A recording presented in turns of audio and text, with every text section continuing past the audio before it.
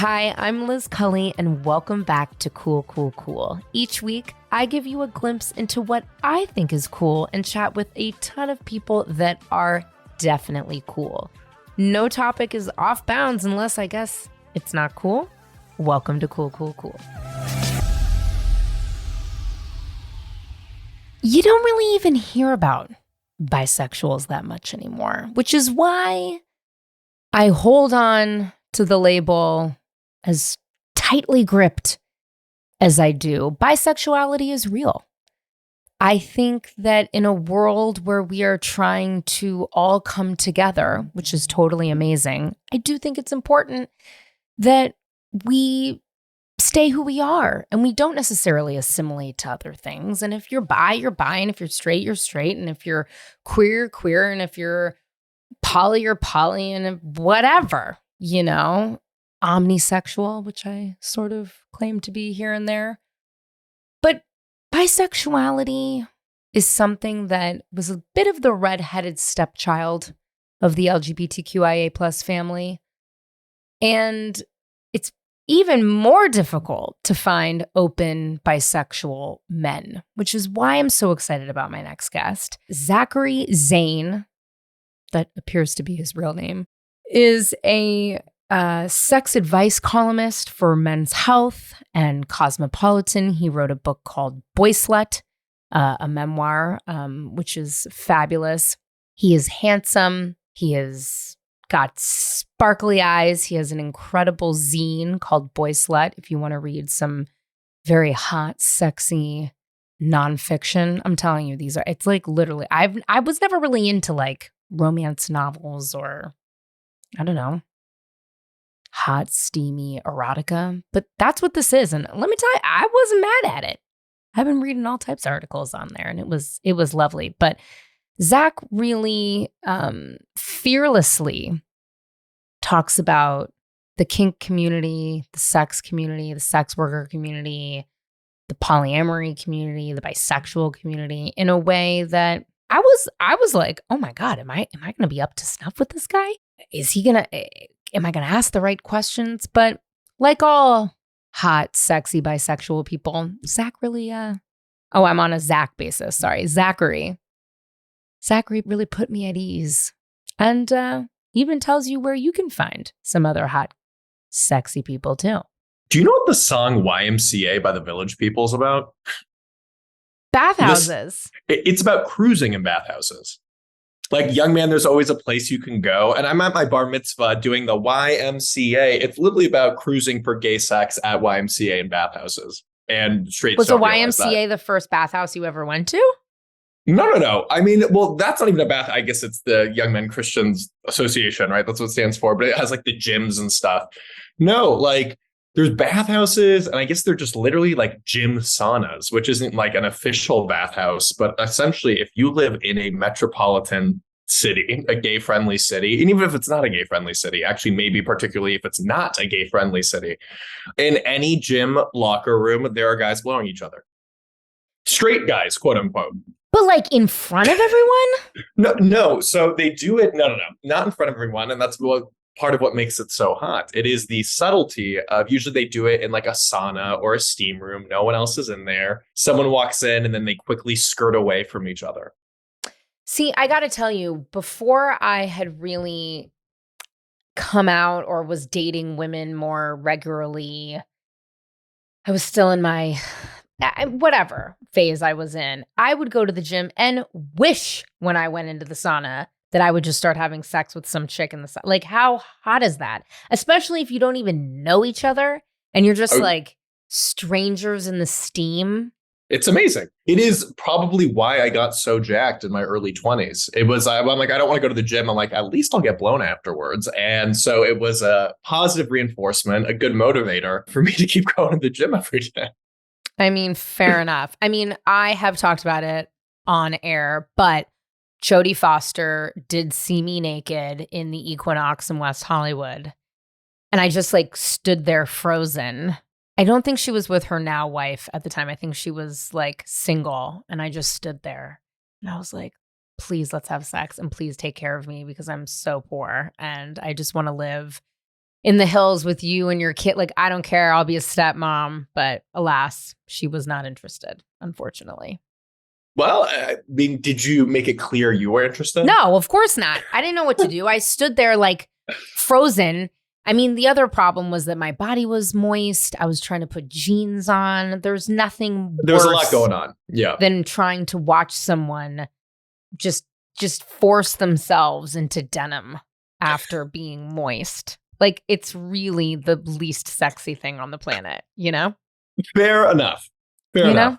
Yeah. So, like Jen Winston, who we both know, we're all bisexuals, which I love. But I really find bisexual men, especially out loud and proud ones, so hot because I think you are now the real unicorn.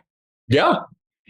I've learned that, I don't know how popular this phrase is, but the male version of a unicorn is called a dragon. I heard. And I do like the idea. I love that. Why wouldn't that be popular?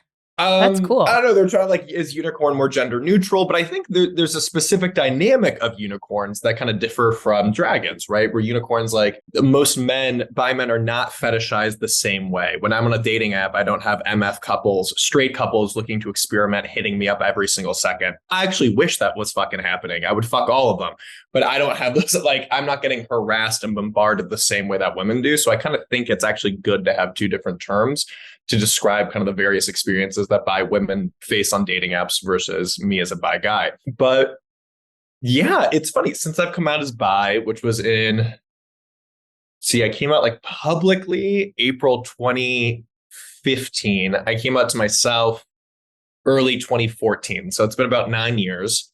And then much more actually hooking up with guys. I started that another 5 years beforehand, and that was a whole journey. But I lost my train of thought. What was I going to say in this? Oh, yeah. Since I've come out as bi, I've not dated a straight woman seriously. If I date a woman, they have to be bi. Why? And that's in part because straight women do not want to date me.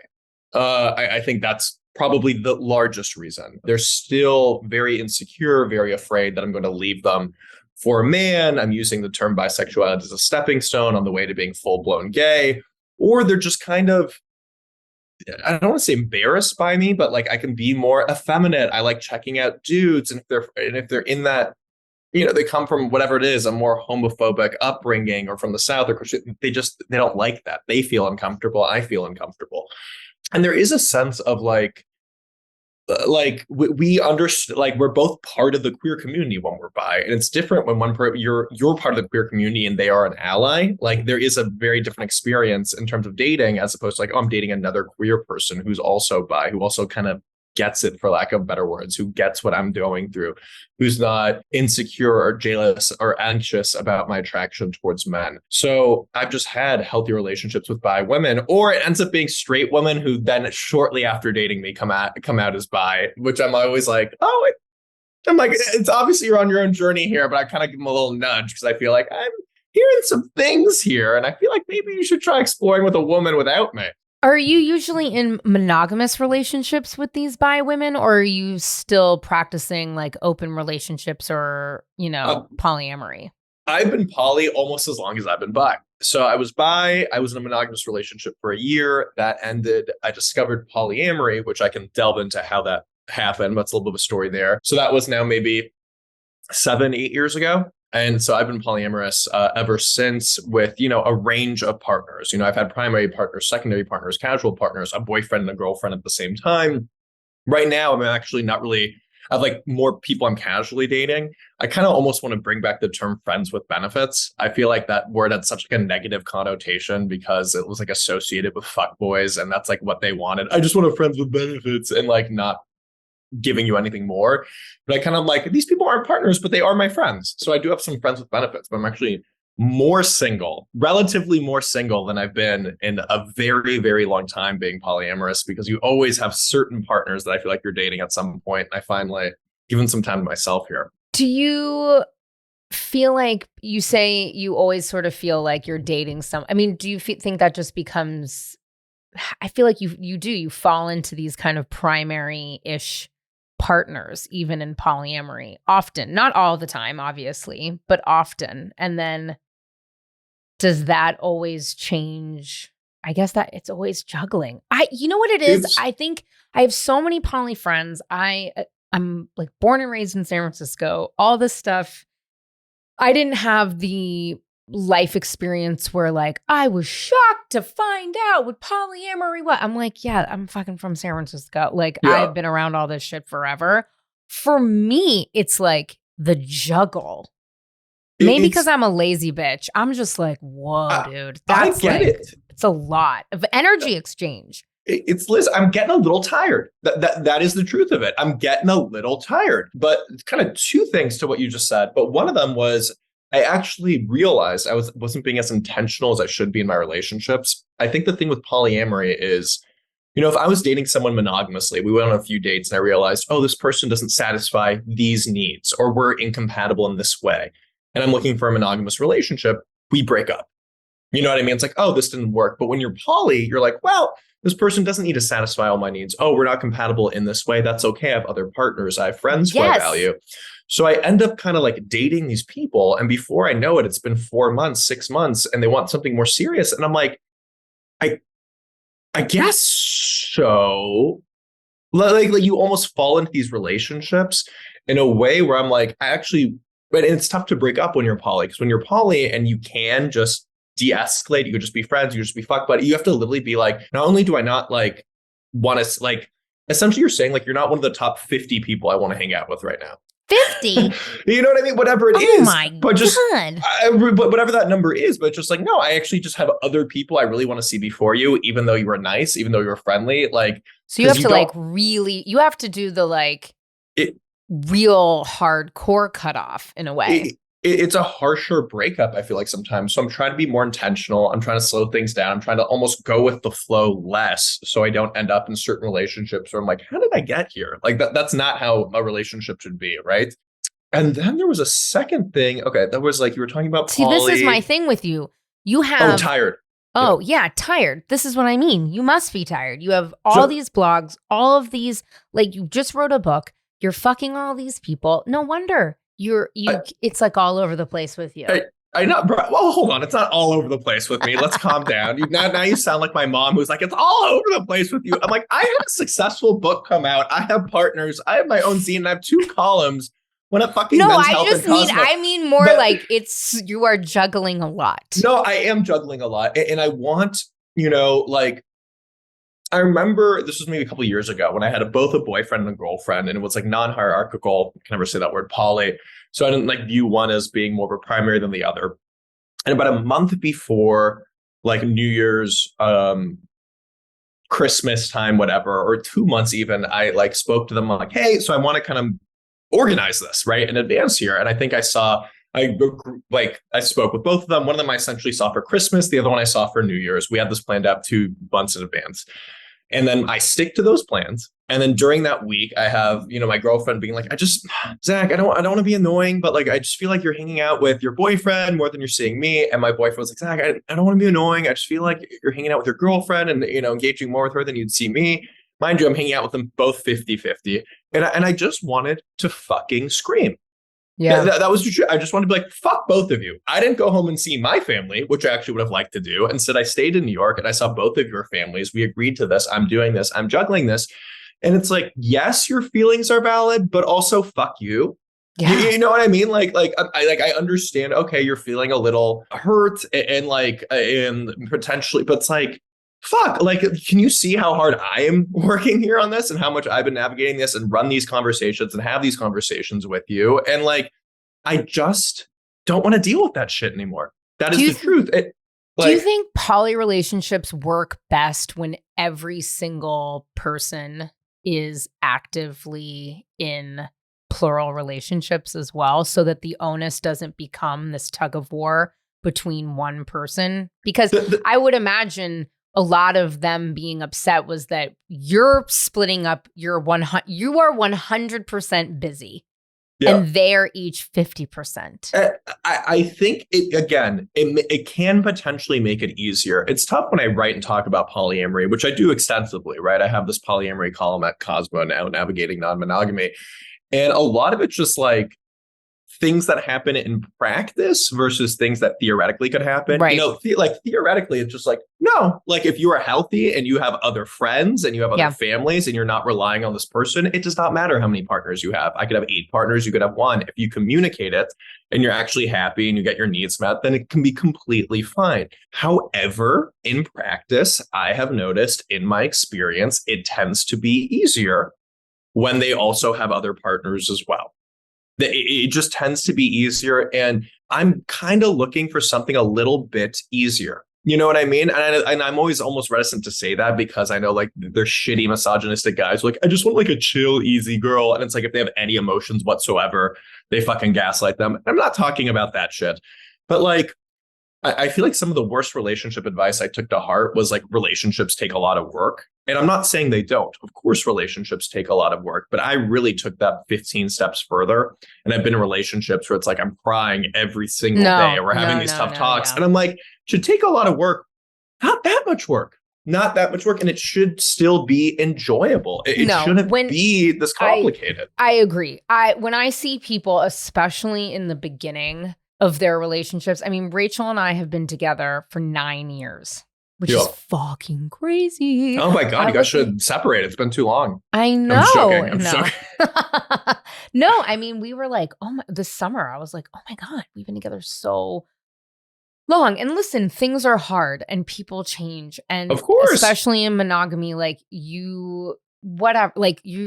everybody's on their own, you have your relationship, but like, people go through ups and downs at work or with their own families or their family of origin or whatever. Like, I do think it takes work to make sure that you prioritize your partner. But you're right. When I see people and they're like fucking crying and breaking up and the drama and the this and the that, I don't find that necessary, actually. At the risk of being a dick and slightly ageist, it's like, who succeeds at polyamory? People over 30. You know what I mean? Like, I think people who just have a little bit more maturity, who have a little less insecurity. Also, I think it is a steep learning curve. I think at the beginning of my polyamory journey, I was significantly more jealous and I had to work on that and I had to navigate that. I learned how to communicate it in a way where, yes, I do want support from my partner. But again, this is also something that is not necessarily all my partners. So, you know what I mean? Like, I have to work on this internally as well. And yes, finding that balance of, okay, how much support do I ask from my partner? How much of it is like, this is my own bullshit and I need to work on therapy, what it is that I need, or be able to vocalize what it is I need from my partner. Yeah. Yeah. You mentioned that your girlfriends are typically, or your well, maybe not partners, but your girlfriends or any relationship that you're in are mostly always bi because of all the biphobia with straight women. Do you ever experience biphobia from gay men that you're with? It's yes. And it's hilarious because, the biphobia still goes, I think you are gay. It's never, I think you are straight for me. You know what I mean? So it's for that. It's like they're not insecure or jealous or worried I'm going to leave them for a woman. And I'm like, I absolutely could. So often the biphobia is a little bit more condescending, a little bit more pedantic. It's more like, oh, honey, I was bi too. You'll get there. And I'm like, fuck you. No, I'm not going to get there, quote unquote, meaning I'll come out as full blown gay. Although I do want to acknowledge, like, I've been doing this shit for a while now. And like, we've actually made leaps and bounds in the past decade in terms of bisexual visibility and toward people respecting bi people, realizing that we are real, that we exist. We're seeing higher rates every single year of bisexuals coming out in a way that bi people were really hardly out, paled in comparison to gay people. And so I do think the tides are changing. You know what I mean? And I love seeing this. And I'm excited to kind of see how this will look. I sometimes talk to some older bi activists, and sometimes they can't wrap their heads around that almost they are succeeding, because they almost like struggled for so long in bi visibility. And I'll ask them, like, what comes after bi visibility now that we're actually significantly more visible? And like, we still need more bi visibility. I'm like, I understand that. I'm not saying we're done with bi visibility, but shouldn't there be an end game, a point beyond visibility? Because visibility is not this panacea that's going to solve all of our problems. It's a first step in like a social movement, right? It's acknowledging that bi people are real, we exist, we deserve some goddamn respect from the majority group, and also letting other bi people know that, hey, we are real, you're not alone. But that's can't be our end game, right? Right. That's just the beginning step of like it. And I sometimes talk to them and they're like, they don't even know they don't even know what's next because their mindset has just been on visibility for so long. And so I'm excited to kind of see, I've been working on this, being like, what comes after bi visibility? Because we have seen such improvement in so long. I mean, in the past 10 years, not in so long. We have seen a lot of quick improvement in the past 10 years. I think you're right. I mean, for me, I feel like some people say, oh, well, I mean, you've been in this relationship with Rachel for so long. It's a monogamous relationship with a woman for so long. Like, well, you're a lesbian. I'm like, and I don't mind when people call me a lesbian. I don't mind saying I'm in a lesbian relationship. I sort of use that. That doesn't bother me. But when I do have the chance, I'm like, no, I'm bisexual. And it, of course, the, age old question, well, I mean, how can you still be bisexual if you're in a monogamous relationship with a woman? I'm like, because I'm still attracted to men and I don't need to have sex with them to be attracted to them. I don't need to have a relationship with a man now to validate the ones that I had before. You know what I mean? But yeah. And I think in one of the article, maybe it was the one that I read most recently about the hot bisexual woman, which, by the way, anybody listening, if you want to feel very horny in the middle of your workday, 10 out of 10, recommend reading Boy Slut. Let me tell you, I was like, I'm trying to eat this chicken salad and and drink this LaCroix before my next meeting. And I feel very aroused. But it's funny. So I have two things. Either this is great branding or very confusing. So I have my book called Boy Slut, a memoir and manifesto. And that's like how to overcome sexual shame. It's definitely more of a traditional memoir. And then I have the zine called Boy Slut, and that is just nonfiction erotica that is raunchy as fuck. Wait, so that wasn't real what I read? She's real. I saw her OnlyFans. No, she is real. No. Everything is real. So it's nonfiction. It's nonfiction. Oh, I thought you just said it's fiction erotica. No, and I was like, oh my God. And that's what differentiates it. It's like, it's very rare where it's like and then I have other writers that I work with, people send them pitches, and I pay $250 a piece. So like, please submit. And there's a long submissions guideline. Like, these are all real sex stories that happen to real people, and that's what makes it so. But do they have to be hot? What? I mean, stories have to. You mean the stories of the people? Sorry, the stories should be hot. The stories do have to be hot. No, I don't want no. Yeah, and you'll see this thing. The people have to be hot. I'm like, I don't know. Like, we're just reading about them. No, I guess not. But like, the stories. And again, it's not about like emotional turmoil. Like, it's supposed to be hot and sexy and fun and something ridiculous. And I do like that I do have a narrative arc in all of these stories. So it's not just smut for smuttiness. It's about. Great. I have a submission that I got so far down the line with Modern Love, and then they rejected me. And they were like, we just can't. And I'm like, what the fuck? It's the first time raunchy. I ever dated. No, it's ridiculous. I can make it more raunchy. It wasn't raunchy. I made it less raunchy because I was like, oh my God, this is going in the New York Times. Like, holy shit. But it was my first ever real lesbian date. I had met her on OkCupid.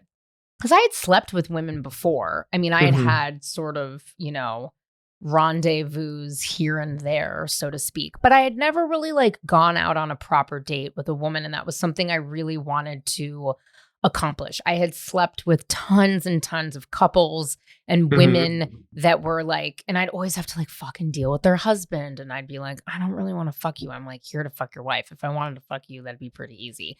You know what I mean? Like, I'm here to explore this. And so I really had set this goal for myself that I wanted to go out with somebody that was my age, a lesbian. So I went on OkCupid and I met this woman, and the story is, I've performed it as stand-up since, but it is completely true. And it is the most insane thing that has ever, it's like, it I would love to read it. It involves twins. It involves it involves squatting in office buildings. It involves like famous skater. It was something else. So I will submit it. I'm going to submit it. Please do. Now, we talked about it a little bit before we started recording. You went to Vassar. You loved going to Vassar. You are Mr. Vassar. You recently just spoke at your 10-year anniversary. You did You had a talk there. You kind of made a joke that you were talking. I was like, because there is another story on the zine, not written by you, I believe, the hairy asshole in. Oh, that was someone else. Yeah. Although I've written about my hairy asshole on multiple occasions. Oh no, I know. Lots of hairy asshole. Got it. Always give the people what they want. Yeah, if that's what you're into. So, but we were talking about how you, in front of these 78-year-old women who were also had perhaps gone to Vassar, had attended your talk, and you're like, there I am talking about hairy assholes in front of 78-year-olds. What was it first like when you had your first piece published about your sex life and your family saw it? Let me think here. So I mean, luckily I do come from a decently sex positive family, right? I grew up in Los Angeles, liberal Jews. I'm also the third boy. So like, as any person who's like the third son can tell you, like, you can get away with murder. Like, I feel like they were much stricter on the first two. By the time they got to me, they were just a little bit too tired to deal with. My friend has 3 boys under 6 right now. Let me tell you, that third one, he's getting away with murder. Yeah, so that's what it is. So again, originally I wasn't writing like graphically about sex. That kind of progressed over time. That's not how I started. A lot of what I started was specifically discussing bisexual identity. And a lot of that was actually discussing like bisexual health disparities, struggles while dating, while bi. And so and then like in dealing with internalized biphobia, a bunch of other stuff, right? And kind of through that, I was making a career. And then there were some more raunchier things that came out. And I didn't realize my mom had a Google alert for me at the time. And this was 7, 8 years ago. And your parents are so young and techie. I thank God my mom doesn't even know. My mom literally will have one conversation with me, and each and every thought will toggle between my Hotmail address, which is the only email address I'm giving her, and like text message. And she's like, I just responded to you. I'm like, where? And then I have to go log into Liz Squid Row 69 at hotmail.com and like find my mom's fucking next thought. I mean, it's like, that's hilarious. That's a hilarious email address. But like, it's real. You guys can email me there. It's you and your mom. But no. And so I kind of had this conversation with her where I set these boundaries where I'm like, hey, I explained what it is I'm doing. I'm not talking just being raunchy just for the sake of being raunchy. I think there's actually power discussing sexuality, and including more graphic depictions of sex. That's actually part of kind of what I firmly believe in a culture that's so afraid to talk about sex. I want us to feel more comfortable talking about it. I think that's how we reduce shame. I think that's how we can get what we want sexually and have a satisfying sex life with communication, with talking, without being ashamed. So it's actually very important to me in my, philosophy and how I approach sex positivity to be raunchy. That is important. So I explained that to her. I also explained that like, we're going to have to set boundaries. You know what I mean? Like, let's remove this Google alert. When I write an op-ed for the New York Times, I will send that to you. When I write a feature for Rolling Stone, I will send that to you. When I write my little blog posts about being raunchy as fuck, no, I won't send that to you. And, with my book, she actually hasn't read my book. I forbid her to read it, which I don't know if that actually, and I know because if she had read it, she wouldn't be able to look me in the eyes. So I would know if she's read it. She has not, but I almost think it's built it up that she now thinks it's more ridiculous. Not ridiculous, but like more graphic and absurd or insane than it is. I'm like, it's actually not. They're just maybe 2 chapters. I really don't want her reading. One about my kinks and one about, I talk about like sexual risk and my right to not wear condoms and stuff like this. And so I don't want her to freak out about that. But like the rest of it's actually not as wild, but I think a lot of it, and this is a real thing that I've also seen with like actual sex workers, I work, adjacent to sex work, is like when you start making money from it, your parents kind of leave you alone. 100%. And again, I am not making a ton of money. And if everyone could buy 10 million copies of my book, that would actually be really, really helpful. So I could earn out and start making some fucking royalties here. But like, I make enough. You know what I mean? I think there's a difference between when you are a little blog writer and asking your parents for money versus like, I'm actually completely self-sufficient. I have, these 2 columns at Men's Health and Cosmo. I have a very popular book that came out. Like, because I'm doing well, I get less flack from them. You have had sex with sex workers in the past or a sex Yeah. worker. Would you ever do sex work? I have. I'm not necessarily as public about it just because I still don't understand the exact legality of what I'm allowed to say. But like, no, I love sex. I love money. I love the power exchange. You know what I mean? I just love that. So I feel hot when someone's willing to pay for me to have sex and when they can have sex with whoever the fuck they want, especially on Grindr. There's always like Oh God, a 19-year-old twink. Or sniffies. Sniffies, which is even more fucking insane. Wait, which do you want me to tell you something so crazy? Sure. I know who started sniffies. Yeah. It's not what you would think. It is. Listen to this. Picture it. Beverly Hills, Rodeo Drive.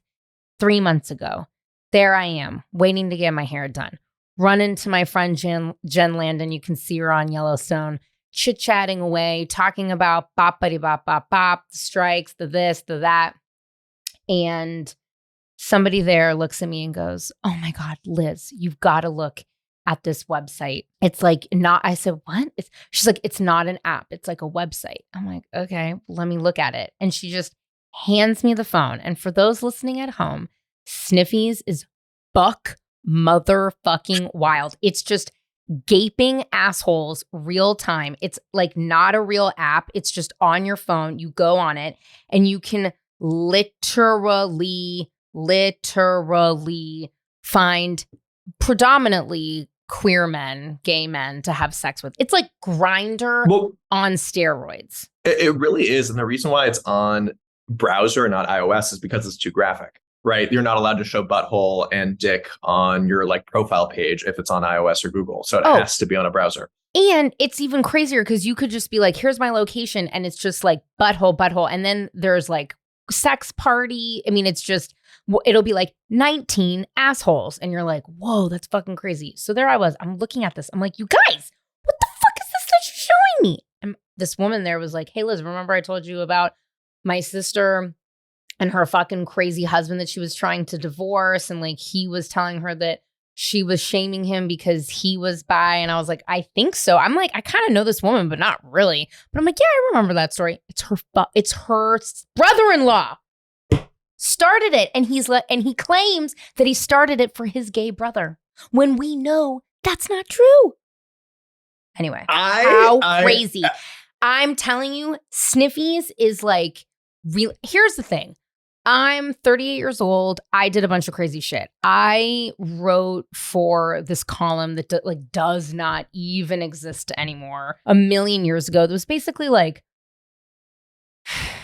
it was like pre-Vice vibes. And I like would go on dating. I never really like, it was like when Craigslist dating kind of started to happen. It was just like fringe personal dating. It was like before dating apps really happened. I was 19, I think, when I was writing for them. I was getting $20 an article. Was this Exo Jane or is this before Exo Jane? Way before Exo Jane. Okay, it's called, wait, now I'm like forgetting. It's it'll come back to me. I never talk about this, but it was oh my God, it's like right on the tip of my tongue. I'll remember by the end of this. But it was like an alternative, it was like Vice before Vice. It was like an alternative whatever site. And that is when I started to like go out with people on through this date. Nerve.com. That's what it was called. Nerve. Ooh. Nerve was really cool. They had great essays. Okay, well, I wrote for there when I was at the new school. I came home for the summer, needed a job, whatever, $20. And I would go out with these guys on fucking nerve.com. One, I almost got murdered. That was fucking buck wild. Another time, it was a couple that was like, we'd like to give someone a massage. And I was so young that I was like, oh my God, I've been lifeguarding and like teaching kids how to swim all day. My joints are so tired. A free massage. And then I like go over there and I'm like, oh, y'all are trying to fuck me. And you're not even hot. And there's like kids' toys everywhere. It like couldn't. And you're not even good at massages. Like at least be good. Give me a deep tissue. Work with me here. It was so weird. I was like, what? I can kind of still picture them. Anyway. So I am no like prude or stranger to like how people meet online and like escalate sex, etc. But I do find that Sniffies, we are like at a very interesting apex of meeting up for sex. Also, as a woman, I'm like, damn, is that fucking safe? But I guess the dudes are fine and they're It's figuring different. it out. But It's different. Yeah. it is, but I don't know. It's crazy. Anyway, all right. So you would consider, because I think, listen, OnlyFans to me, I'm like, get your fucking coin. A friend of mine, Michelle, I'm actually recording with her next week. She started a site called Sunroom. I don't know if you're familiar with Sunroom, which is amazing. She's ex-Bumble employee, so it's very much like OnlyFans for women, but they sort of guide the experience. I'm like down. That's cool. It's cool. really cool. She created this technology where you can't screenshot. Like if you went to screenshot something in the app, it would create like a sunburst and it would cloud it. So I see that elsewhere, but there's a quick kind of way around that. You can just screen record. So literally I have like, if you don't want to screenshot, it does that. Maybe she blocked that too. I think it's in the app that you can't do it. I don't know. Listen to my episode after yours comes out. Yeah. She's the next guest after you. So anyway, so I just, it's so interesting how things have escalated. And I was on a thing called Lifestyle Lounge back in the day. Do you know what that is? Still exists. Oh my God, I'm sure it does. Honey, I have been in a lesbian relationship for 9 years. The swinger like sites and apps, like they have not changed. Oh, I bet. In many years, I'm fairly confident they're still quite popular. And when you wrote this very viral article about Hedonism 2, which is a swinger resort, I died. So many views. I remember when my journey was, it's so crazy. I literally was driving in the car with my boyfriend at the time. It was Halloween and this gorgeous couple flagged us down and they said, we'll pay you $200 to drive us to our hotel. And I was like, whatever, get in the car. And then we went back to their hotel and they were having a full-on orgy because they had just come from a party in San Francisco that was very famous for a very long time called Pleasure Zone, which was couples and women only could go. Mm-hmm. And then, of course, I broke up with him shortly after. I dated that couple on and off for a very long time, which is crazy. And then I kind of like dove into this like crazy swinger world, which was a lot older than I was. I was in my early 20s. It was way before Instagram. Facebook was, yes, people were on it, but really people were like using these apps and then even like fucking Craigslist, which is crazy, and personal ads in like San Francisco Chronicle to meet other people. But I really got to see the world of, a lot of polyamory and a lot of polyamorous relationships, a lot of primarily women trying to explore their bisexuality, a lot of just like a lot of swapping, which was fine. But I did see a lot of sex workers sort of travel in and out of this friend group, which I thought was really interesting, and likely because a lot of us, obviously, we're not shaming them and we don't care. But it always was interesting to me where I was like, like, would you, now that there's OnlyFans and you can do it from the privacy of your own home, a lot of sex work, it seems like a natural go-to. I would fucking do it. I'm trying to redo my kitchen. I part of me is like, I've recorded so many videos of myself over the years that like I have so much fucking content. Why don't you just do it and make some skrill? You can't, like, from what I learned, the people who are successful, like this is what they do full time. This is a 40-hour job. And the people I know who are like, oh, I kind of do this casually, because the market's so oversaturated. Like for me, just putting in 5 hours a week, but it's like, you have to message people, you have to do promos, you have to work on your Twitter, you have to be consistently doing it. And even though I write so graphically about sex, there's still, for some reason, there have been like shows I was going to be on. They're like, hey, do you have nudes out? I'm like, what? And like, even though it was a sex show, and there's still certain opportunities that I think would potentially be impacted by having an OnlyFans, which is ridiculous considering I'm a sex writer who talks about sex. Interesting. And then I think another thing is people get off on the fantasy of me. The fact that they haven't seen me. I mean, I know literally tens of thousands, if not hundreds of thousands of people have jacked off to me. And boy, do they like letting me know when they read my articles. You know what I mean? I love that. And please do let me know the moment that you came. But I feel like if they like watched me actually have sex, like, yeah, I'm great at sex. I have fun, but it's like, I'm not doing anything crazy. You know what I mean? Like, I feel like it almost would be disappointing when you've built me up in this pedestal so long as to like what I can do. And then I almost feel like if you see it, you might just be like, huh. all right, he fucks like another hot dude. You know what I mean? So I don't know. I Interesting. kind of It's like like the don't meet your allure and heroes, mystery. you know? Yeah, it's almost like the allure and the mystery of it. I think is part of the appeal I have. And if I start giving it all away, I mean, Hmm. they'd have to pay for it. That might change that. But again, I also like the main reason is I don't want to do it. It's just a lot of work. Yeah. Fair And I'd enough. like to do less work. I'm on You and my, me I don't both. want to do shit mode. I think I just have this book came out and I'm exhausted, but it's like work smarter, not harder. Yeah, So duh. again, if everyone could buy 10 to 20 million books, like we'd be like cooking with gas here. Then we would just be good to go. Is there anything that you haven't done sexually that you're like dying to do?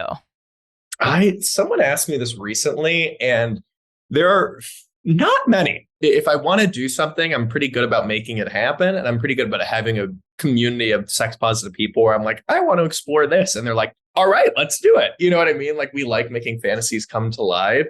I still haven't done like a proper blow bang bukkake where it's just like 15 dicks that I'm sucking off and they all come on my face, where it's just like I'm the only bottom sucking off everyone. I still haven't done that. Although, as you know, with sniffies, I could probably make that happen I was in going about to 20 say seconds. that feels like one of the easiest things we could have. It just, no, it's, you know what? And I'm in no rush because you got to have certain things. Yeah, I can't do all of it, right? Like I recently tried sounding and that was fucking insane. What's that? Oh God. You put a urethral rod. It's either silicone Nope. or. No, thank you, sir. I don't know what you're saying. And I That's don't. fine. Rods. Yep. Nope. No, I think we're good. Yeah. Yep, we can move on. That makes me scared inside. Yeah. So no, that's fair. That's fair. And the reason why I did it was because it made me scared inside. I was like, I want to do it because it makes me scared inside. So I've done a lot. But I'm excited for more to, there's always more opportunities to have. And that's one thing I love about writing about sex and kinks. And when people share kink, I'm like, I didn't know that kink exists. And when you really start delving into weird nuances and dynamics, like there's always more. People are fascinating. Attractions are diverse and wild and ridiculous and nonsensical. And I just love that element. That's why I love writing about it. If somebody was like, I don't know. I don't know if I'm that kinky. I don't know what my kinks are. Do you think everybody has a kink or has kinks? No, but I think a lot of people do. I think there are definitely people who are very happy being vanilla. And I feel like those people typically know that. Where they're like, no, this isn't for me, and they enjoy their sex life. And maybe those people, sex isn't as a huge aspect of their life. Sex could be a huge aspect of your life and you are completely vanilla. I just noticed that's typically not the case. That for vanilla people, it's usually not this big thing in their life where they're like, yeah, it's fun, I enjoy it. But like, that's not the glue that holds my relationship together. I think if we really lived in a world without shame, allowed ourselves to embrace our kinks, I do think the vast, vast majority would have kinks to various capacities, to varying degrees. Yes. Yeah. I mean, I don't regret anything I've done ever. I love that.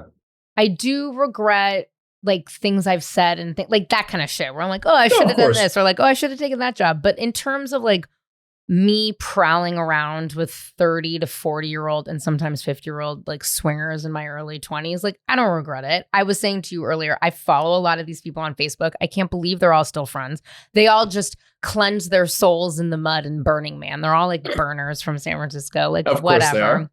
Most of them all seem to survive that period in our life unscathed and all still practice, are like a huge poly community. Like they all still are very close friends and I'm assuming they have sex and whatever. Only thing is like, I don't know if it's desensitized, but I mean, I would have no problem just walking into like a full sex club, right? Like maybe that's not a problem. It's like I felt like there was a little desensitization that I went through and I had to like step away from it because for me, when it was like every weekend, these parties, and it was a huge part of my social life, I was like, oh God, like it's taking me more and more to get turned on or more and more excited versus like kind of the immediacy. Do you ever feel like you're like, okay, if I see one more like dick in my face, like, or are you just like, no, I'm fucking into it? Liz, I go through the same thing where I'll go to sex clubs, every week for whatever every weekend for like a month or two. And I'm like, all right, like there is the rest of New York City that I should explore. Like, you know what I mean? Like there are a lot of cool events going on. Like I don't need to be doing this all the time. But I think that's also an unfortunate like reality. You know what I mean? I think a part of the funness when I first started going to sex party was a little bit of that adrenaline rush, a little bit of that fear, you know? Oh yeah, 100%. Yeah, 100%. I'm not even talking fear of like assault. I'm just talking fear of just like being naked and Yeah. vulnerable and talking to people and all of it. And you got off on that high, that anxiety rush. And then it's different when you go and you're just like, oh, this is so normalized, this is so desensitized, and there's a beauty to that as well. You know what I mean? But it doesn't make it arousing. You know what I mean? So I work on finding that balance. I think the key for me is just doing different sexy things. And then I can go back to it. So it's like, okay, I'm just going to the same sex party too often. I'm seeing the same people. Go to this sex party, travel to another fucking country and go to a brothel there. Like whatever it is, or set up something, a gangbang myself. Like there's so many different things to do sexually that even a sex party is just one thing to do sexually. And it's the same people you're seeing, it's the same people you're having sex with. Like, how do you find a sex party now?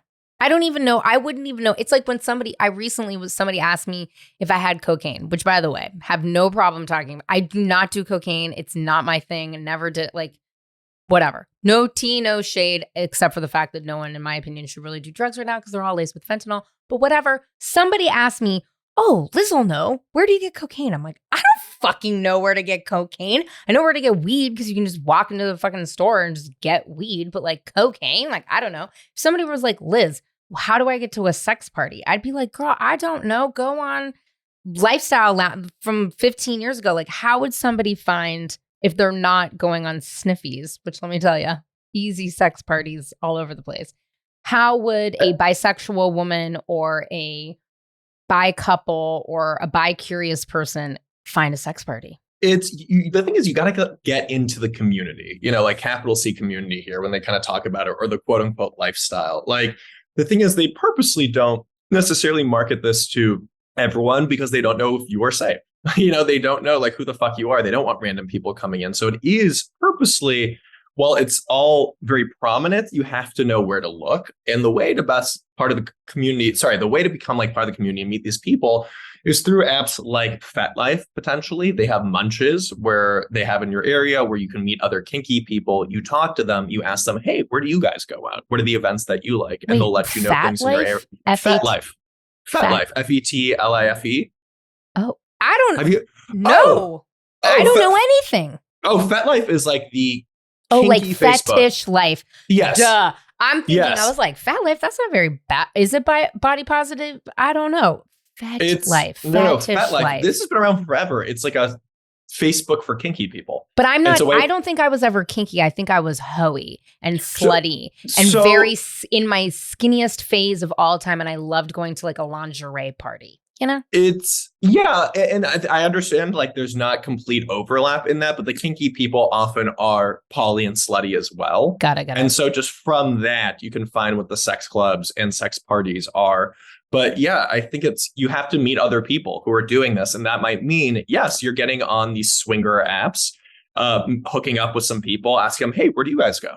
Like, that's what it is. But if you just like kind of Google it, you might be a little bit lost. You're like getting to like 4Tube and like Adult Friend Finder, which I don't think exactly. is like whatever. Mm-hmm. So you have obviously this incredibly successful book, very successful columns in some of the most prestigious lifestyle magazines ever, Cosmopolitan, Men's Health. What is next for the ultimate boy slut? What's next for the boy slut? So I'm actually going to be writing a novel, which I'm very excited for, which is a little divergence for my usual writing. But I feel like there is a memoirist to novelist pipeline. And the reason for that is kind of twofold. Number one, it's like you can't write a memoir every year. That's kind of takes away from it. And yes, I could write another collection of essays, but like I actually said what I wanted to say. You know what I mean? Like this book was, I'm talking about sex positivity. I'm talking about bisexuality, polyamory, kink, how to navigate rejection, how to navigate apps like Grindr, like Sniffies. And yeah, I kind of said what I wanted to do. And I think right now, being a kind of a D-list gay celebrity, if you will, so not even a real celebrity, I'm up the totem pole, but people are very entitled to me. I've shared a lot about my body, a lot about myself. And I think for my mental health, to take a little bit of distance away from me being the brand is the only way I'm going to be able to sustain this long term without losing my fucking mind. Like that's the honest to God truth.